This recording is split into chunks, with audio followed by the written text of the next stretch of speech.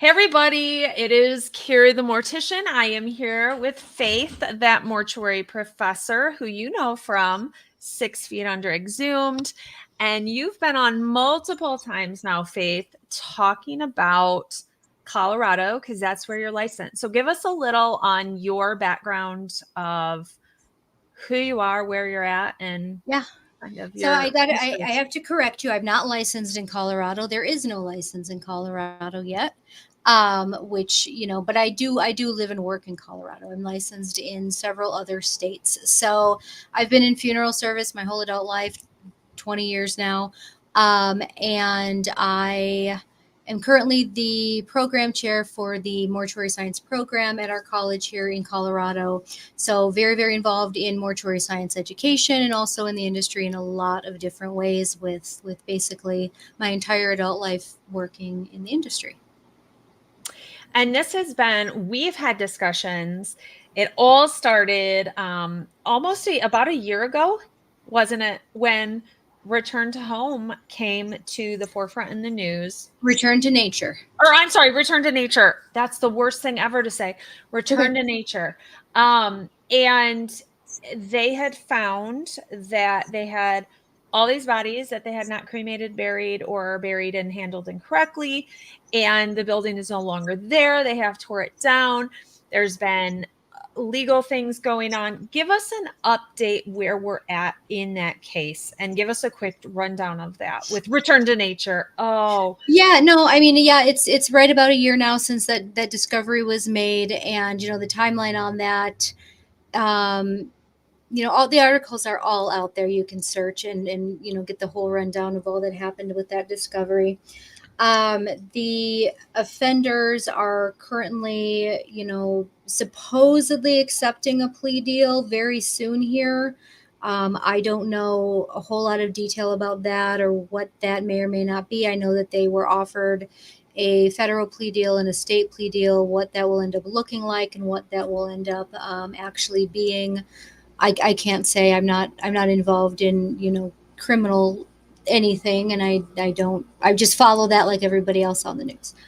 Um, and what people don't know about, so Colorado has had licensing to begin with. They sunsetted it, which means it was done away with in 1983.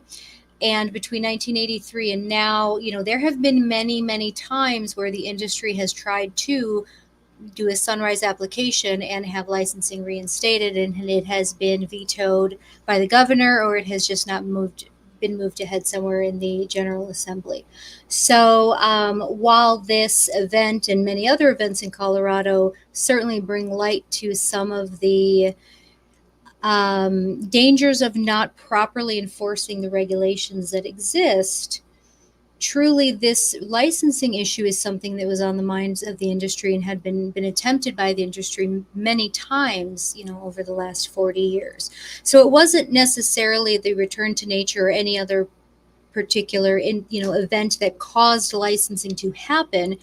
The application for it had actually been filed before Return to Nature was discovered, but it definitely gave it additional momentum in the eyes of the legislators, because here's one more thing: that if we keep denying this application to resurrect licensing, boy, that looks really bad now because this other terrible thing has just happened. So the timing was what it was, and has definitely contributed to that application that had already been filed gaining traction, and people actually willing, at the legislator level and regulation level, to actually do something about it.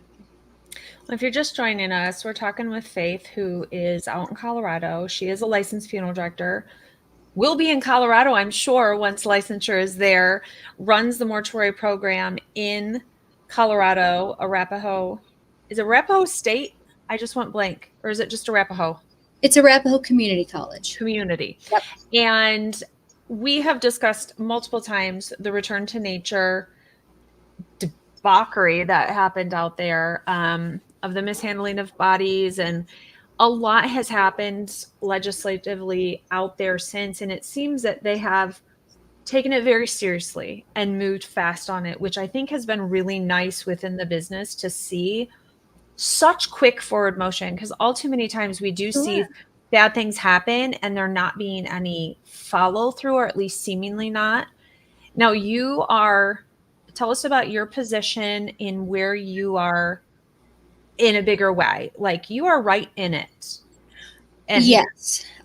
So I am the head of the mortuary science, education, in the state, and we are one of the 58 accredited mortuary schools in the United States. So there's not a whole lot of us, but the ones, that exist, we are accredited and very good programs.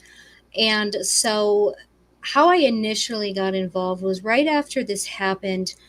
So being part of a state education system and being the person that is kind of the resource for those topics in that area, the college community, or the state community college system, is asked whether they support, oppose, or are neutral on a bill, right? And so the chancellor of the colleges knows nothing about our industry, the president of the colleges know nothing about our industry, so they come to the expert of that industry and that education, and that becomes the person that is involved in those conversations. So I have consulted many, many times and testified for this bill from the perspective of, is the education that we're requiring the appropriate amount of education? What impacts might this have to the industry? What do we need to do going forward? But also as a subject matter just expert within the industry itself, someone that works with a lot of national organizations and a lot of individuals at different levels, in the nation on these topics. I have a lot of insight into what the industry norms are in a lot of ways, and what other states are doing and what's working and not working in other states. And you just did a video. I'm going to bring this up because people assume too much, and it's always bad. And you just did a great interview with Ben Schmidt. And if you watch my channel, you know Ben. I just did a video with him about a new embalming machine that is out. And, people kind of were assuming what your role in all of this was, as if you were to blame, as if you were supportive of crime. I mean, it was just far reaching. Well, so the interview I did with Ben was back in June, right after the bill was signed. So the bill was signed by the governor in May. Now we're starting the process of rulemaking, which is another step in all of that. Yes, Jerry, it will. Text me. Call me. It's my same phone number. I know, Jerry. So within the interview I did with Ben, he mentioned that I am what's called the state discipline chair for mortuary science. And that is true. However, that is not a state job. That is not a disciplinary job as in law enforcement. It's discipline as in education. So math is a discipline, English is a discipline, philosophy is a discipline, mortuary science is an educational discipline. And so what that means is I am the person that manages that in that discipline of education, and represents that, to the broader state system of education, and is the person that they will ask questions of when there is something going on in any kind of state actions that affect education within an industry. So I am not a state employee. I am a state employee because I'm the program director of a school. Not that role is just a role within the education system. It's just a title that means you're the person. And in states that have multiple, so like nursing, for example, they have a state discipline chair. They also have about, I don't know how many nursing programs in the state. So all of those program chairs, collaborate with whoever the state discipline chair is for that term, and it revolves. And that's the person that talks about, those things with Adora or with other agencies when consulted on things that have to do with education. And they also are responsible for program planning, within the program and what education is being offered within that state education system. So it's an educational role. It's not a state official of any kind. I have nothing to do with law enforcement or enforcement of regulations. That is absolutely not even close. But don't you want a badge? Wouldn't that be fun? No, I don't want a badge. Flip your badge and be like, I am Faith, and I am. I have too many things. I don't need a bag. I have too many things to do. I don't need that. So are they talking for Colorado that this will be one license or like a No, dual license or no. two And another licenses? thing that, someone asked on in a different space was in that podcast with Ben, I said, I think that Colorado is overregulating. And I think we have created too many license types. And one thing that, if you're listening to this, that we have to be sure everyone understands is regulation and licensing are not the same thing. Colorado has had a state mortuary science code for decades, probably even more. We have always had regulation here. Okay. Funeral homes and establishments have always had, a huge document. It's called the Mortuary Science Code. It's readily available online with rules and things they have had to do, could not do, could do. So the idea that we've not been regulated is false. We've had a mortuary science code the whole time. What we have not had is licenses for an individual. So licensing the individual is something that's new. Regulations have always been there, always, in some form or another. And we have a fairly comprehensive state code, comparatively with other states, and have for many, many, many years. So the problem really was that we did not have the authority, or the DORA, the Department of Regulatory Agencies, did not have the authority to enforce the regulations that existed in ways that they should have and have had now for several years. And also, there's always questions of manpower, staffing issues. They're overstaffed. They're, all of those things that happen in any business. So they were not, in my opinion, and in the opinion of many, following up on complaints. They could have done a much better job of following up on complaints and investigating. And again, they didn't really have a lot of true investigative power, inspection power, until 2022. But even after then, you have to have people to do the work of enforcing the regulation. So that's kind of where the gap was. It wasn't that we didn't have it.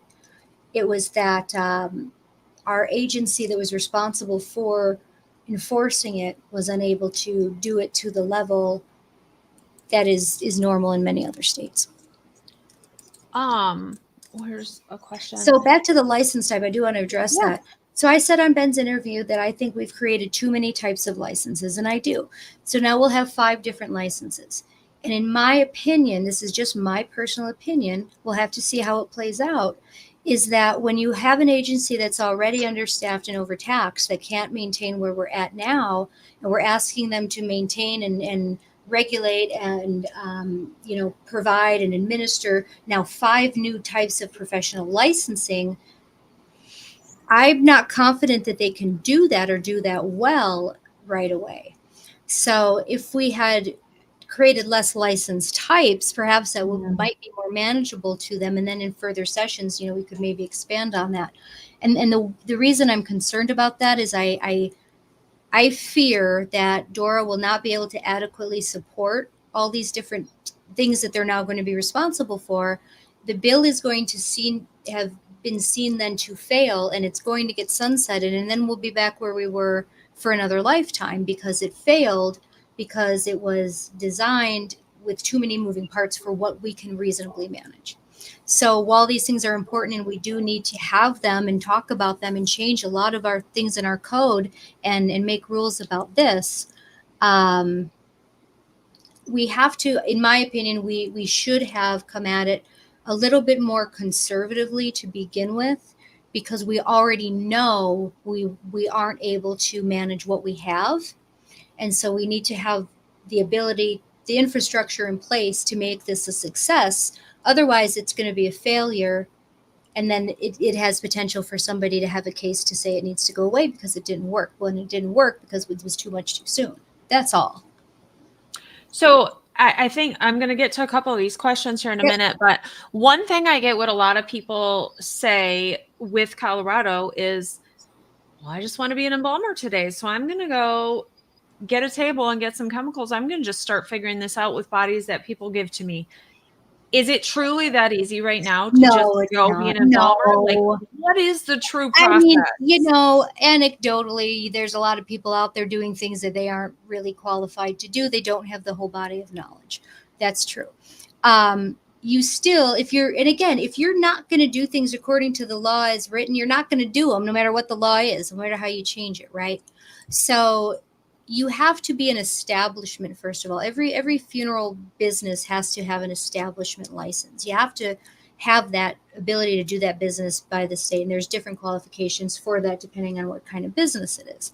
But what there isn't currently is any educational requirements or any kind of requirements to do those things. There are title protections, and there always have been, which means if you don't meet certain qualifications, you cannot call yourself an embalmer legally here, although nobody pays a whole lot of attention to that. But we do have title protections. You are not a funeral director unless you do this, this, and this, and have for so long under these things.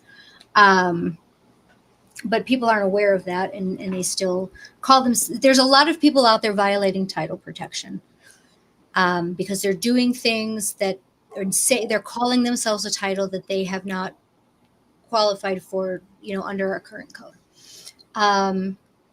But I don't know. I can't say how easy would it be for just somebody off the street to open up a funeral home and start embalming. I mean, you could I could open up a dental practice and start pulling teeth if I wanted to. If you want to do something the wrong way, you can do it, right? Yeah. So it's just one of the biggest issues was there were no regular inspections happening for a very long time. And so if someone was doing something in the wrong ways, their likelihood of being caught doing it was very low. And if they were reported, the likelihood that they would still be inspected or followed up on was lower than it should have been. So give me the 2-minute synopsis on why you got into the business and are at the current point you're at now. Why did I get into the funeral business? I don't know. I don't have a story. I just wanted to be a funeral director. That's it. I don't know. There's no something happened. There's no anything really. I mean, in hindsight, you can make up all kinds of things, but the truth is, it's just some people are born to it. I don't know. I was just born. This is what I was born to do with my life. And for other people, it's semi trucks, or it's a career for me for whatever reason. And doors open to these to be program manager I went to program mortuary director. school. I did my internship. I became licensed in the first state I was licensed. I worked. I moved to another state. I became licensed there. I worked there for a number of years. Then I moved here for my relationship and ended up in a big funeral home here. And you network and you make connections over decades of what is really a small industry. Many of us know each other. And continued my education beyond funeral service education. And I've always liked education. I'm pro education, and it's just something I really enjoy. So I applied for this job when it opened up, and I ended up getting the job, and here I am now, doing this. But it's still within the industry, in my opinion. And like I say, I just have become involved in various things nationwide and different things all over the place. So it's just a career progression over 20 years that I've dedicated really my life to and my energy to, and have, luckily been able to say I've been successful in that. Well, and I think too, it keeps us out of a rut. You and I are both we keep getting into different areas of death care and funeral service. It keeps it exciting. Doing the social media for me, teaching for a mortuary school, doing the public speak, it just gives us new areas to go inside ourselves and grow, and then put back out, and keep growing and then putting back out and growing. And I think it keeps it lively for us almost a little bit. You can tell me if I'm wrong, but I think it keeps it exciting. It does. And, one of the big things here in Colorado is, well, I've been doing this for so long and I don't have an education. I don't need one. What I would say is I see how people feel that way, but you don't know what you don't know. You think that everything you know is all there is to know, and it's not. Yeah. I learn things every day from other educators and from other, people. And while someone can teach you the basic job requirements of doing, any job, I could go learn the tasks of being a nurse or the tasks of being a dentist, how to use the tools and all this. And Yeah. then I'll think, well, I know everything because all that I think all I know I is gotta all there grab is. something. You keep Oh yeah. talking. But you get to a point where you think everything you know is all there is to know. And it's there's so much more, to be known out there. So yeah, education is important. Um, and even if you've been doing this for a very long time without it, you will learn so much, even if you think you know it all. I promise you, you don't. I find for myself, the more I learn, the less I know. I what do you? There you go. It's not what it. What? I can't read that. Hold still. You don't know what you don't know. Yeah, sure. So there's a lot of people out there that are great with families. They run a business that's successful. They do a fine, adequate job embalming, but their knowledge truly is limited. Yeah. Um, and that's just the truth of it. And people don't like to hear it, but it is true. Brandon asked, and hey, Brandon, what are the 5 different types of licenses you're referring to when you talk about that? Yeah. The codes So and the stuff. Yep. So the first one is called mortuary science practitioner. That's what we would call a dual license in the industry. So you are licensed both to direct funerals, arrange funerals, and prepare bodies. So that's all of those. There is a license for those that just want a funeral director license. What that means is the person is licensed to direct funerals and arrange funerals only. They are not licensed to do any kind of embalming treatment. And then an embalmer license is someone who just does, works with the bodies, does chemical embalming, but they do not direct funerals. They do not meet with families. So, and in my opinion, that's a lot to, if you're, and the requirements for all three are nearly identical. So in my opinion, if you have to go to school, if you have to pass the board exam, get the full license. Right? Why do we need to break it up? That's how I feel. Other people feel differently, and that's okay.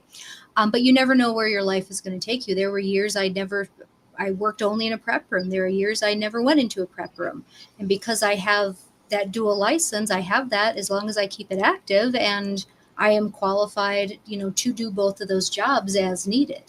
Whereas if I only have one, that really limits my abilities that I can do, work that I can do within my funeral home, and also opportunities that I could have somewhere else. It doesn't make sense. Like the wheel has already been invented 49 times. Why is Colorado trying to invent a brand new wheel? Like it's either dual or you have the two. Why make it far more confusing, far more muddled up? I don't have a good answer for that other than just speculation, which is that, the Denver area particularly, we do have a large, I would say large, we have a corporate presence here and many large funeral homes that use central care facilities. And so, those individuals, when you work in the care center, you just work in the care center. You don't do the other things. They have split the position up into different functions, and that's how their business operates. And there's nothing wrong with that. But that, in their minds, then is the way I think to license it, because those are the different job things that they have going on in their business. But in smaller businesses, it's one or two people doing everything. So to me, if we're going to require education, the same education for any of those three, and to Yeah. pass the national board exam for those three,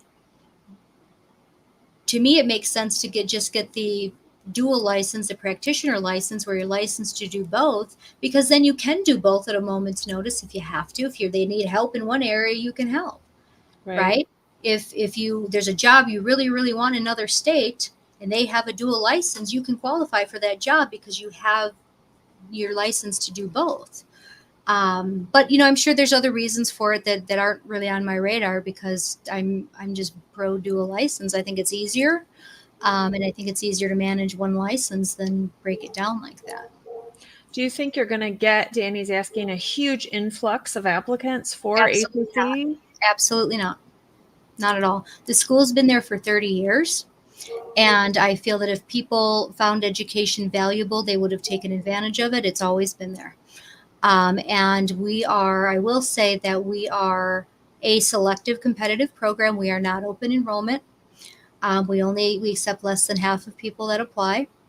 And that's not going to change. I don't want to be a giant program. I want to be a good program.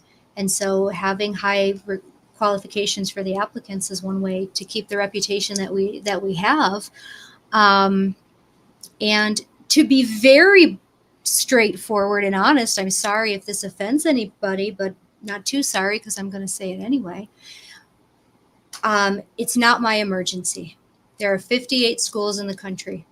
It is not my emergency to make sure that everybody can get an education in time to get licensing. The school has always been there, and we are going to continue. We have plans for growth, and we have had those plans for years. However, no, we are not going. I don't expect more applicants because I don't think that all of a sudden people are going to want to go to school that didn't want to go. They either will just do something else. If they weren't interested in it enough to want to invest the education in it, they're not going to want to do that now. Whether they're been around a long time, whether they're new to the industry, education is still going to be attractive to the people it's attractive to, and also even if there was, you got to qualify to get in, and so there's the same qualifications for everybody, whether you've been in the industry 100 years or never. You have the same qualifications to meet to apply to the program, and you have to be a competitive applicant. So no, you can't just sign up for mortuary school. You can't just decide you're going to go and start next month. Like it's a solid year or two of stuff you have to do before you can even apply, at least for us. But like I say, there's 57 other schools in the country. It doesn't have to be our emergency to deal with on that level. What are the percentages of your students that are Colorado residents? 60% Colorado, 40% out of state is normal. It fluctuates a little bit each year. So, but even,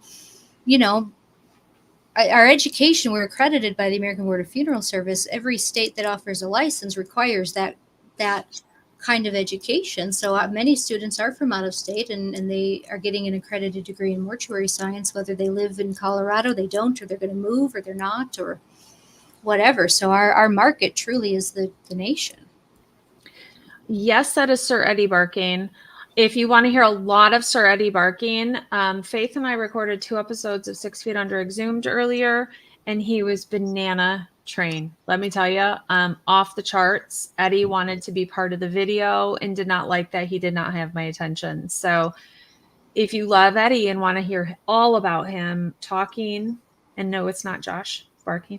Christopher, I'm sorry, just a question there. No, it's not Josh. Maybe it is, and she just won't admit it. Yeah, he's too chill for that. There's a lot of discussion that you guys are throwing out about being a little older, like older than 25 and going to mortuary school. Can I address one question real quick, because we're still on that and I just saw it? So Christopher Boggs asks, I'd imagine that a single license would be restricted on income potential as well. I would think so. I don't know the data surrounding that, but like I said, you're definitely a more marketable employee to all kinds of different funeral businesses if you have your license to do all the tasks involved. Right? If I only had a license in funeral directing and I wanted to move to Minnesota, I don't know if Minnesota's a dual license, but let's say they are, I can't get a license there because I didn't I'm not a licensed embalmer where I'm coming from. So it'd be a whole production to get that dual license because I currently only have half the picture, right? So, and again, when you're designing these things, your idea isn't how can I make the laws so our people can easily leave the state? Like that's not on the minds of that. No, that's not it. But, we have to, from my position as an educator who educates people that are becoming licensed in all kinds of states, you're definitely a more marketable employee if you qualify for the dual license. Because some funeral homes, you have to do it all. There isn't a choice. Yeah. Well, and you have to think if you're going into this line of work later in life or not, which yes, do it later in life. You can always work in the funeral business. So you don't have to be licensed to do so many jobs in the funeral home in all the states. There's so many positions, but reciprocity is a big thing. Reciprocity is when, like, I take my Michigan license and I move to Indiana and I have to reciprocate over Yeah. my license and get a license there. How is that going to work? There are Mhm. only so many funeral homes. There are so many jobs in one, only so many jobs in one area. I tell students often, like, yeah, you live right here and you want to be a funeral director. Well, if you're in a small area, there's one funeral home, that funeral director's working there until they retire. So for the next 20 years, there is not a job opening in that town.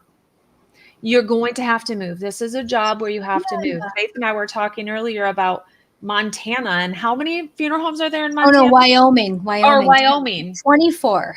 But 24 Wyoming funeral is a homes. dual licensed state. You can't go there and just be one or the other. You have to be licensed in both. So if you want to move there and you go, I have an embalmer's license, that's it. That you can't, that's not the same. It's not going to Right. work.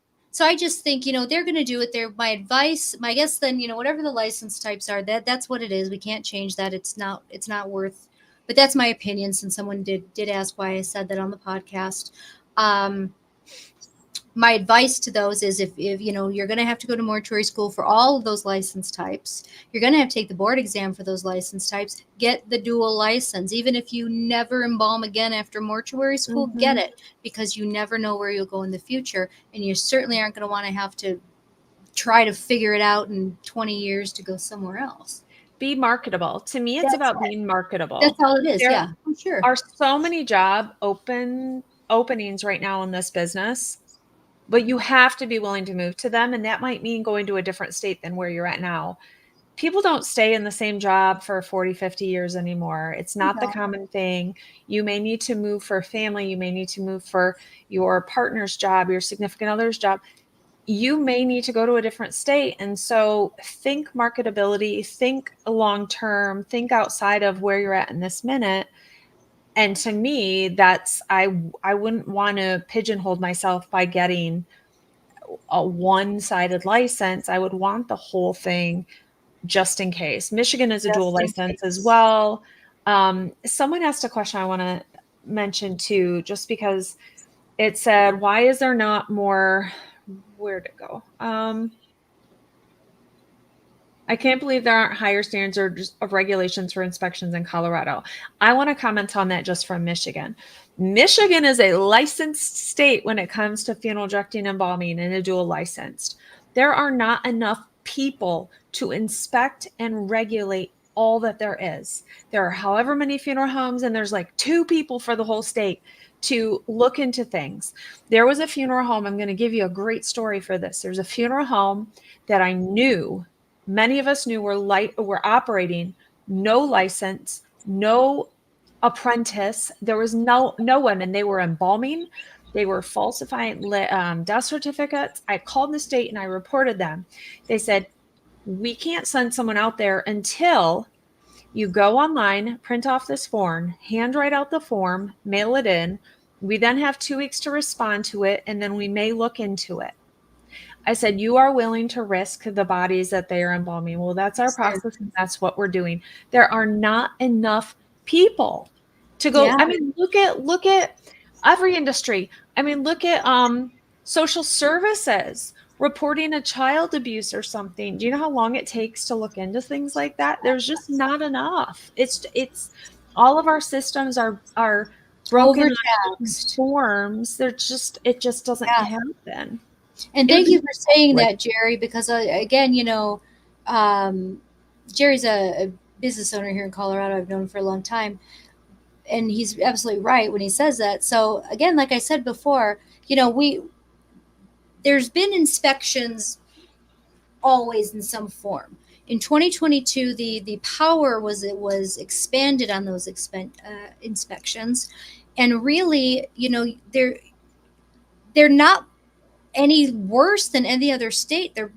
They're on board with everybody else, or even more. And so it's not that we don't have the regulation. Yes, we do. It's that, as in many states also, we don't have the staff. We don't have the employees. Colorado's a big state. We're not talking about Rhode Island where you can be all over the state and back home. You know what I mean? It's 6 hours from Denver to the Denver airport. That's not true, but it's very far. You know, we're from Jerry to me, we're 4.5 hours if you're still in the same spot, which I'm sure you are. And you got to go over the mountains, and they're going to be closed for snow, and they're going to be closed for all this. You know, it's not, we have mountain communities that you literally physically can't get to for half the year. So, you know, the idea is what I have heard, this is not fact, what I have heard is that there's an idea to create districts, perhaps. I don't know, to have industry and, you know, subject matter experts maybe subcontract as inspectors. I think that's a conflict of interest, but I don't know what else to do. But yeah, I mean, you can't, there's at this point 200 and I don't know 50 something registered funeral homes in the state of Colorado. These are the same inspectors that are inspecting hair salons and restaurants and all of these. You know, they're just broken down by a division. There's no one specific for just this. And that's normal. That's how other states operate too. Yeah, we fall under cosmetology as well. So Yeah. the same person looking at a funeral home is checking out a hair salon in many states. So think about that. So they're not related really well, a little bit, but you know, so it's a broken system. It's not as simple as you just need to hire more inspectors. Okay, well, you got to first propose a new budget for that, which is maybe you're going to propose that for 2028, and it's got to be approved by all these people up in, you know what I mean? It's just not that simple. It's a state process. Yeah. It's not easy and it's not quick, which is why I keep saying my fear with it is that something's not going to be perfect. And then there's going to be a whole uproar against, well, we need to just get rid of it because look what happened. Well, yeah, that's going to happen. And if we've created all this stuff for them to do, we're setting them up to not be able to do it. And I don't like that. That's a concern because I don't want to see it go away. I love the name. I love my air fryer on YouTube. That's one of the person's names because I love my air fryer. So I think that's awesome. How does one become an inspector? I have no idea. The state position. It's a state position. They would post a job. There'd be qualifications you'd have to meet. I'm sure there's a lengthy interview process and a drug test and all this, everything. You know, it's I don't know, but I'm sure it's not easy. Plumber Guy says doing removals is a nice side hustle for someone that wants to get in the industry. You know, I always tell people that say, oh, I want to get in a funeral home or I want to work in death care, but I haven't found an opening at a funeral home. Look at all these connected businesses, cemeteries, crematories, removal companies, headstone companies, places that intersect with funeral homes, because you're going to then meet the funeral directors and establish a relationship. And that will be a good in to get into a funeral home, maybe part-time or something, and make connections. That is the best way to do it. I guess the update is, you know, the bill was signed by the governor. It is it's now in rulemaking. So, you know, there are us that have a draft copy of the rules that we're going through and going to meet about. And that's where you really decide the actual rules of it. So a bill is just a bill to creates the ability to create rules about something, right? But now you got to make the rules that are actually the nuts and bolts of it. So we have the bill that's signed. That's a real thing. But now it's how and what qualifications and all the details of it. And you know, there's a lot of things in there to consider, and so it'll be an interesting process. And there's a lot of things that some people care a lot about, and other things are that's just what it is, you know. And so there's no true update on anything other than the rulemaking process is beginning. And you're flashing me back to like 8th grade government class right now, where I did not love it. Well, people, you know, we will learn. We forget it if we're not in that world. And, you know, I had to relearn a lot of things myself, but it doesn't work the way we think it works or think it should work. It's very compartmentalized into different departments, what functions they handle, what their process is to do something. A bill is a framework for the ability to create rules about something. So now we have permission to create rules about having a license, right? And that's really it. And now we have to actually make the rules, which is a whole new process. A bill is really difficult to change. So you do want to write them fairly vaguely. So when people are like, well, the bill doesn't, it's not supposed to say that. All it's supposed to do is make something a reality where rules can be created for it. That's its purpose. It's supposed to be vague so you can make rules, because it's a lot easier to change a rule than it is to change a bill. So there's a lot of misunderstanding and just, not a lot of people that know how these systems work. And so people are upset or angry or want things to be a certain way. And it's just not how it works. And it's not going to start working that way. So that's kind of the process. The bill was signed. That does not mean we have licensing now. That does not mean we have a date for when we're going to have it. There's a what's the word I'm thinking for? Preliminary timeline, I guess, on things. But there's still so many things to be done, in the interim that will actually make this actually look like something, that we know how we're going to apply. You have to have these qualifications. You have this many days. You have all these things. It's down to cooling. How are we going to, define cooling? Because right now it just says refrigerated, and that's not an air conditioner in a room. It's just not.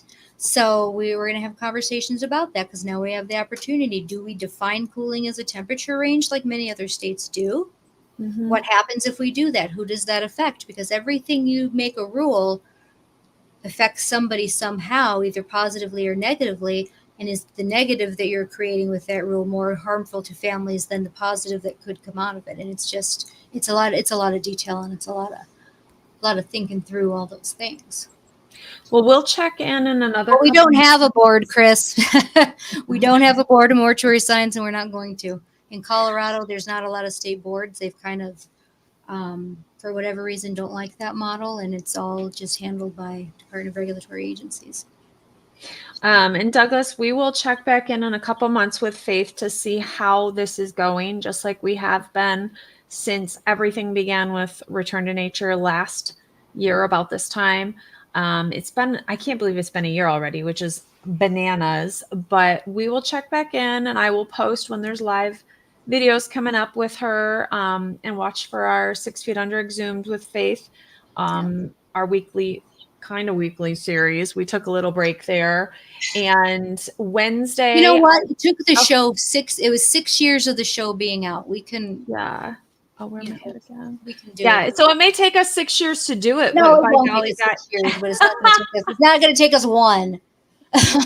We'll be good. We're good. We're doing good with it. I mean, it's 70 some episodes. So it's, even if we did one episode a week, it's going to take a year and a half to do it. So give us cred, guys. Give us cred. Yeah. But Wednesday, I've got, check out Wednesday at 4:00 Eastern Standard Time. I've got a video with Mitchell McNett, who is, I say he's a younger funeral director. Have you ever met Mitchell? He's young. Oh, he's a baby, but he just started a pet crematory a few months ago, and just love him. Met him a few years ago at an embalming training. And so he's going to be on to talk about how he started a pet crematory and kind of that process. So we've got a lot of good live videos coming up. So watch for those to get posted on Facebook. I need to post them on the dialogue thing in YouTube. That's what I need to do. You guys need to yell at me and tell me to do that. There's too many things. It's like cable. We had cable TV, and now we don't, but we have 75 other things to do it. And we have to do the same thing in all these places instead of doing so much. So much.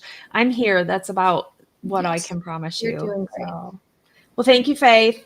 Always so fun. I love talking to you. So thanks, guys, and we'll see you soon. Thank you. Bye.